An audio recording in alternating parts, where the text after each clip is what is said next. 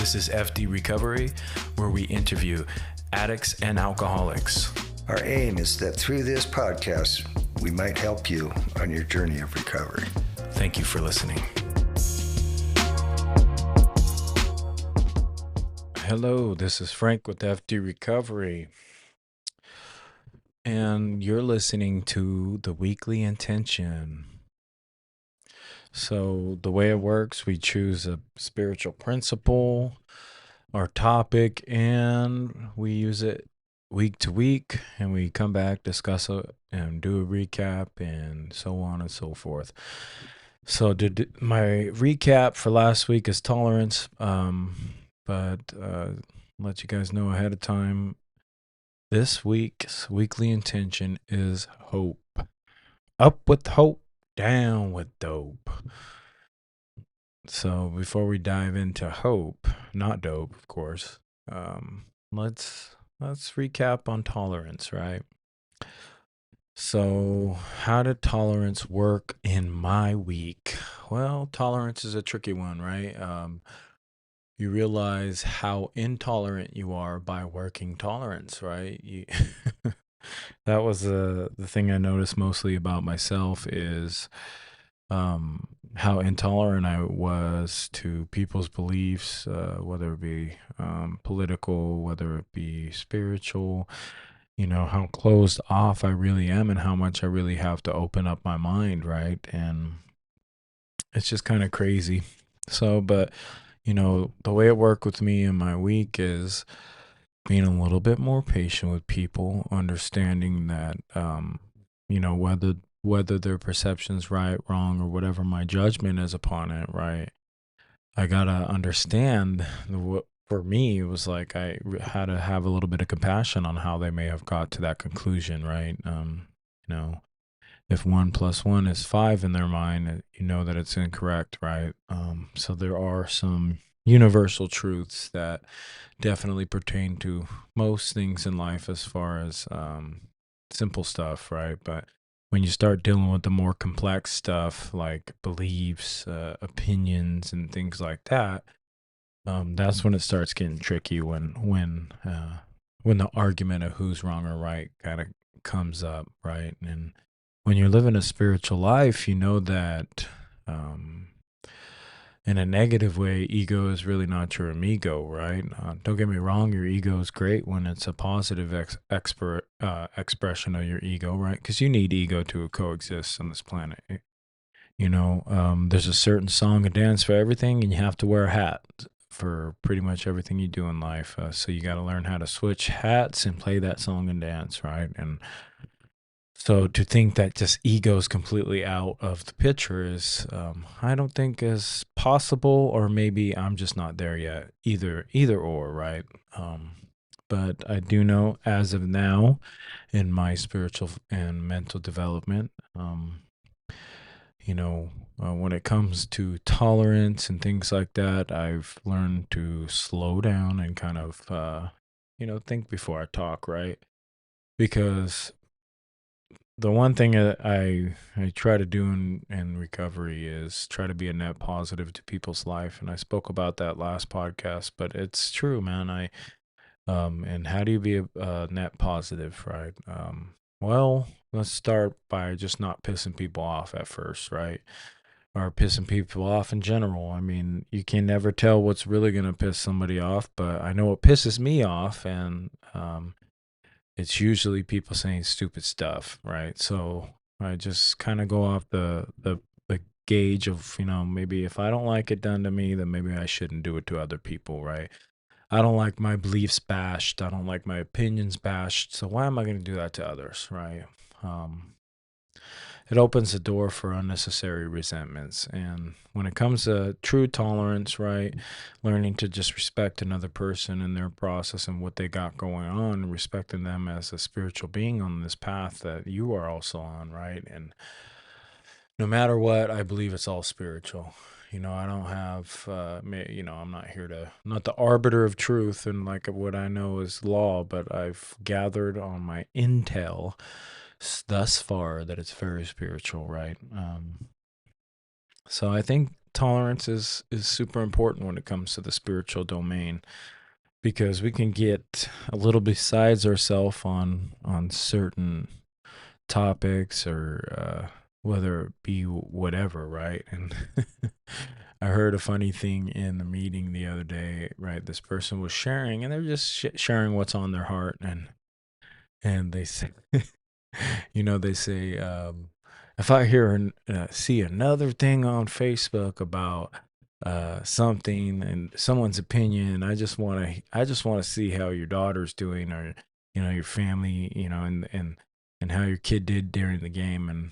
And I just thought that was funny, right? And I said, if only if we could control the traffic flow, what people do and people say on something like Facebook, and or in general life. It's just, and he's just venting and getting off his chest, right? And but I just thought how funny that concept is, and that struggle. It's just like, yeah, I would love to be able to jump off and curate, or jump on Facebook or any kind of platform and just curate the perfect thing that just makes me feel great, right? But the fact is we live in a world where people have to, they live their own life, live their own experience, go through their own stuff, and they're going to have their own opinions, beliefs, and they're going to speak on it, right? We live in a place where there's free speech, and you can't control that, right? You can't play God.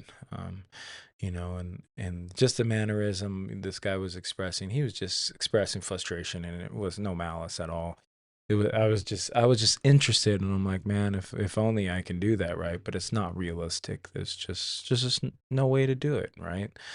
You can minimize your exposure and maybe not use certain apps. That's totally fine. But I tend to look at life not in which what I can protect myself from, and from exposure, right? There are obvious things like don't go to the drug house, right? And don't go to a bar. But as far as everything else, like thoughts, opinions, ideas, and the free marketplace, as far as Facebook and, different places like that, you can't control what anybody says, thinks, do.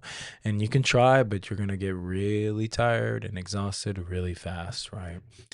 And when you deal with tolerance, you learn that. And another funny thing I heard was righteous indignation, and I was like, oh man, I thought that was crazy, right? And I'm like, righteous indignation.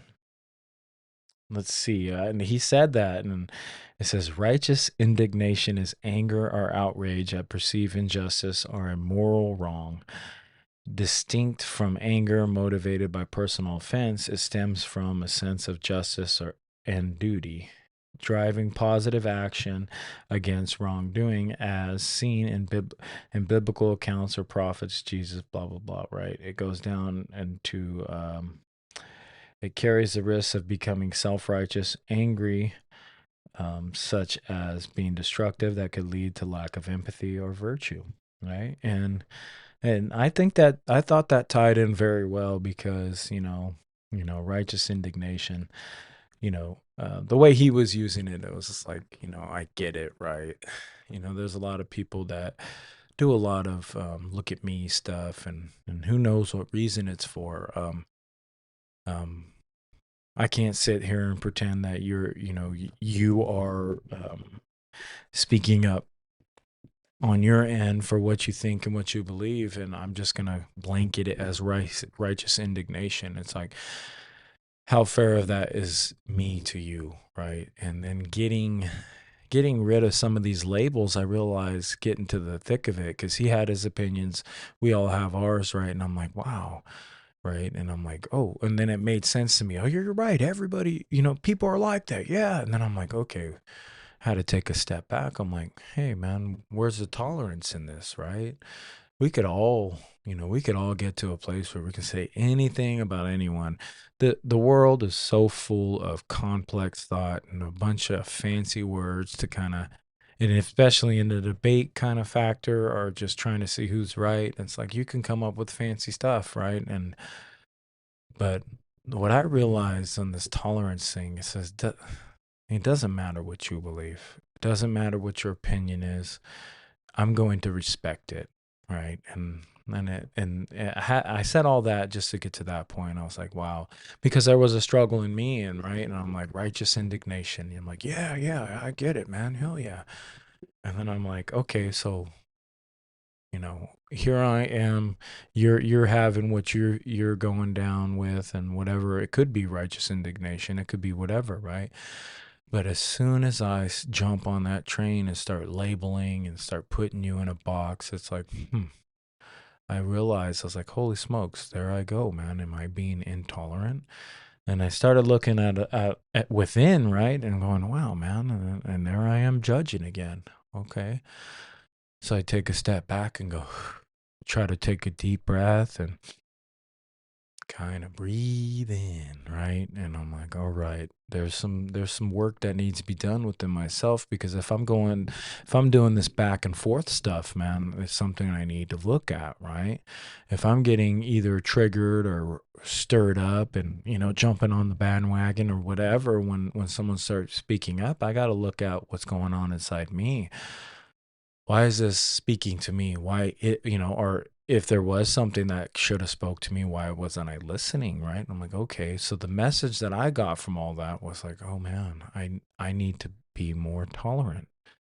And I'm like, oh wow, okay. So when we're dealing with thoughts, opinions, people's perspective, the reason why we have to practice tolerance is for me, this is what I realized. So I don't put a label on somebody, right? So I don't sit here and try to put you in a box and get you pinned down with all my judgment, right? And because that's not my place. And I'm like, holy smokes.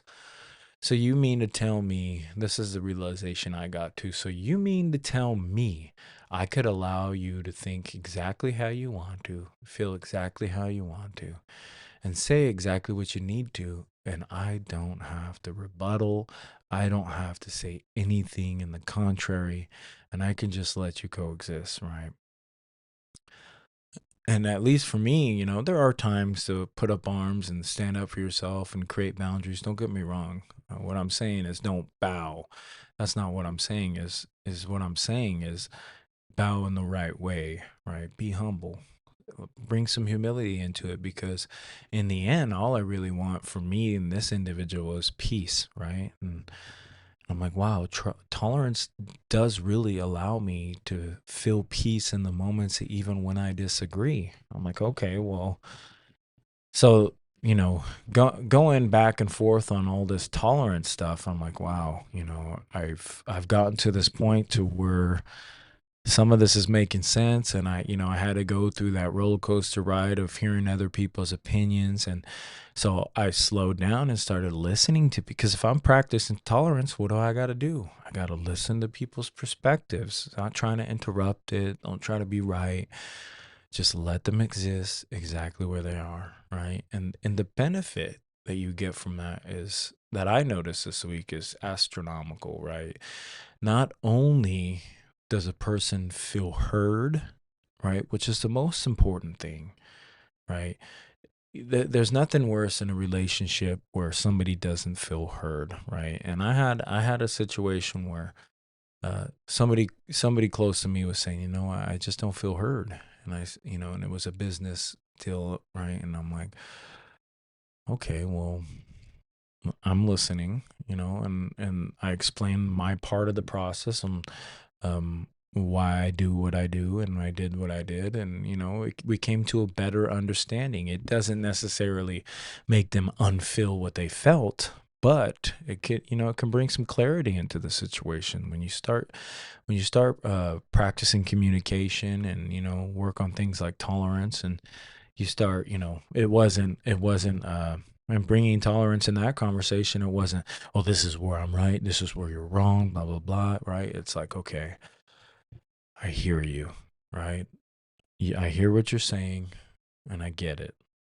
And then I said, this is my experience, this is what I'm experiencing. If you want to know what makes me tick behind a situation, this is what was making me tick.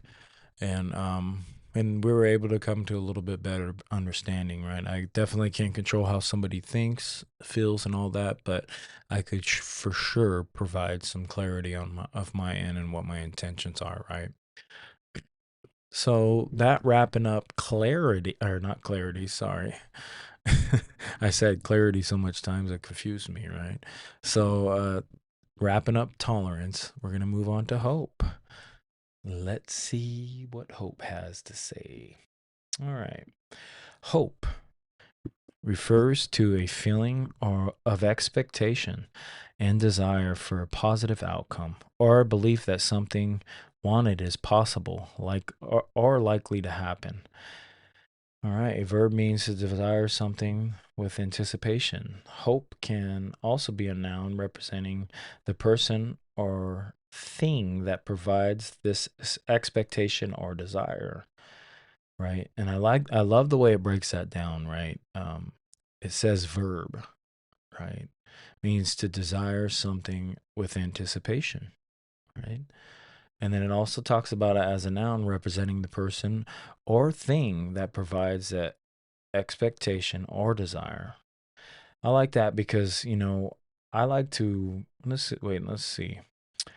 A feeling of expectation. Yep, we read that one. Second one, a feeling of trust. Right, that's a good one. What happened? Wait? Want something to happen or be the case. All right, cool. True meaning of hope. Hope is a optimistic state of mind. Ooh, okay, now we're on the right track. Hope is a uh, wait up, optimistic state of mind that is based on expectation, positive outcomes with respect to events, circumstances in one's own life or the world at large. Okay, I can dig that, right? So me and a buddy were talking this morning, and he mentioned hopium, right? And I was like, oh, what do you mean by that? Right. And he's like, well, sometimes people can get lost in the whole hope factor and just get high on hope and never really do the actions it takes to really fulfill that anticipation or those good things to actually happen. Right. I do believe it's almost like faith without the works is dead, right? When you're dealing with things like faith and hope, and there's nothing wrong with an optimistic mind, but when you have, let's say, if you're dealing with the optimistic mind, but you do none of the steps to get to where you actually needed to go to make this outcome happen, what you're dealing with is that phrase hopium, right? You're getting high off hope, not to diss hope, because hope is a very beautiful thing, but there, just like anything in life, whether good, bad, indifferent, you can use it in many ways, right? Humility, right? Well, what's the counterpart to humility, right? you know getting fully yourself, only about yourself, right? So there's a big counterpart to a lot of these things that we're doing. And you could even use humility in a very negative way, right? Somebody that was like, "Oh, I'm just doing it for good. Oh, I'm just a humble servant."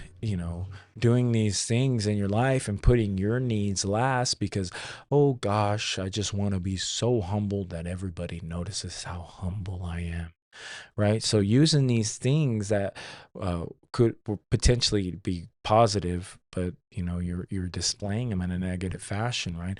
I remember just being like holier than thou, uh, pretending to people that I was some righteous person, right? And really it was a hidden agenda trying to manipulate you of some sort, right? I'm just that nice guy that really just wants what's best for you. And the whole time, what am I doing? I'm really just plotting on either, whether if it's a chick, just hooking up with you. If it's a person that has something I want, it's just to kind of weasel my way closer to that, whether it be dope, whether it be something I want to steal. And I'm talking about in my addiction, right? But these behaviors transfer over even if you're not using stealing and all that, right? So we could be less authentic about things when. So going back to that humility thing, oh, I'm just a good guy and I'm just trying to project this humility, but is that true humility, right? We all know what that is. We've all dealt with it a time or two where we're just kind of faking it and using it as a weapon almost. For us dope fiends, we know exactly what that is, right? Fake accolades, right? Oh, I'm so proud that you're clean and sober while we just got high in the restroom. Oh yeah, I've just been really working hard and going to meetings and blah blah blah blah blah. Right. So we've used all these things in negative ways, right? We perverted pretty much every kind of thing possible when it comes in an addict and alcoholic's life to where and going back to this hope thing, right? We can use it in a very negative fashion if we're not careful about our motives, right? A realistic hope, right? Well, if they talk about optimism and an optimistic state of mind based on an expectation or positive outcomes, well, is it safe to assume that the I'll have positive outcomes if I have hope and only hope? Well, that's not necessarily the case. If you don't have all the stepping stones and the habits in place to really fulfill some of these things that you're hoping for, then hope is just that another thing we're talking about. What my friend said, hopium. You're using it to get high and get high off the optimistic view, right? And I really had to kind of search in myself, like, is there any time that I've ever done that, right? And I'm like, okay. Oh yeah. I remember going back when I was using, I'm like, man, I'll hope, man, I hope I stay clean and sober. Man, I just want to get out and I hope I do well. I hope, and then it turned into I'm gonna do well, I'm gonna do well. And then I talk myself into all these things when really like, oh man, I hope I get out. Oh, I hope I get out, or oh, I hope the dope man comes, right? I hope he just didn't rob me.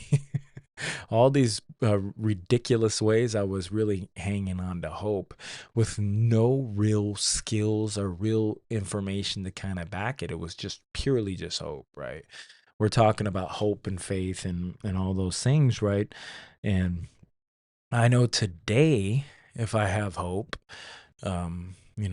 I am cultivating an optimistic point of view, but I also know I have the skills to back it up because I have proof. How do I have proof? Is because I've been showing up for myself today in my recovery.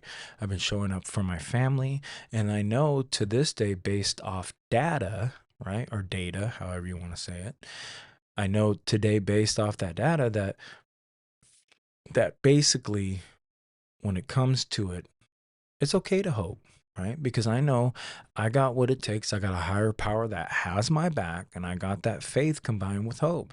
So and I know not everything, you don't always get what you hope for, right?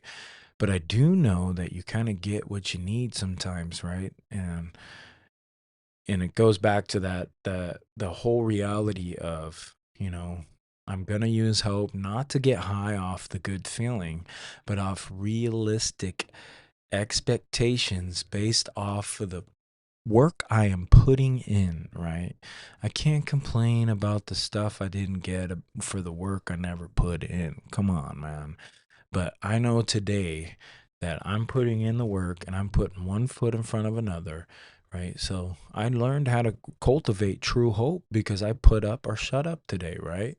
And if you obviously, I don't mean this to downplay what everybody else is going through. If you're going through some tough time and you cannot find hope, there's a reason why we go to NA and AA. That's a place where you can start cultivating hope. You start seeing other people do it. You start listening to other people's stories, experience strength and hope, right?